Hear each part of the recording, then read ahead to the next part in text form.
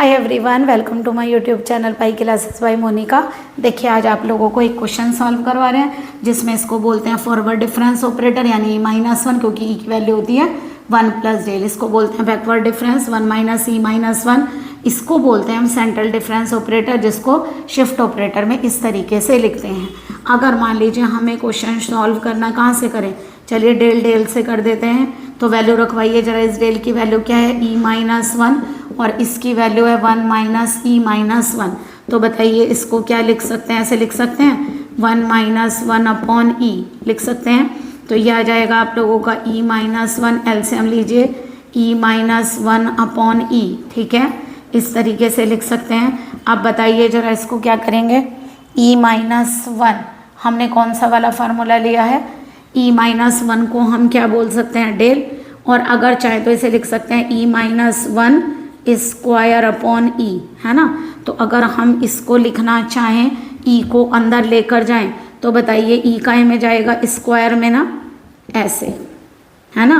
ई काहे में जाएगा 1/2 में, ई काहे में जाएगा 1/2 में, क्योंकि बाहर क्या लगा हुआ है स्क्वायर। तो इसको ऐसे लिख सकते हैं ई / ई 1/2, 1 / ई 1/2 का क्या हो गया स्क्वायर।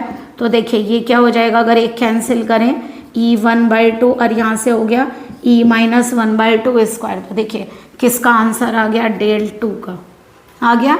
चलिए इसको और देख लेते हैं। अगर मैं डेल माइनस डेल लेकर चलते तो बताइए डेल की वैल्यू क्या है आप लोगों की ई -1 और इसकी वैल्यू क्या है 1 - ई -1। तो देखिए कितना आ गया ई -1 प्लस ई -1, ठीक है। तो ये आ गया ई प्लस ई -1 -2। तो बताइए क्या 2 के साथ अगर मैं ई -1 लगा दूँ नो प्रॉब्लम, क्यों, क्योंकि ई -1 की वैल्यू क्या होती है 1। तो इसको क्या लिख सकते हैं हम ई 1/2 माइनस ई -1/2 का होल स्क्वायर, जो कितना बनेगा डेल 2। यानी कि ये भी और ये भी दोनों वैल्यू किसके इक्वल हो गई, डेल 2 के। इसका मतलब तीनों वैल्यूज आपस में क्या होंगी, इक्वल। प्लीज़ आप लोगों को आज एक और इन्फॉर्मेशन भी देनी है। हमारा एक और चैनल है जिसमें हम मैथ्स और रीजनिंग वगैरह के MCQ जो कॉम्पिटिटिव एग्जाम में आते हैं वो भी डालते हैं और मैथ्स के भी डालते हैं। तो प्लीज़ आप उस चैनल को भी अप्रिशिएट कीजिएगा। नाम है पाई क्लासेस बाय मोनिका में। Okay, thank you very much.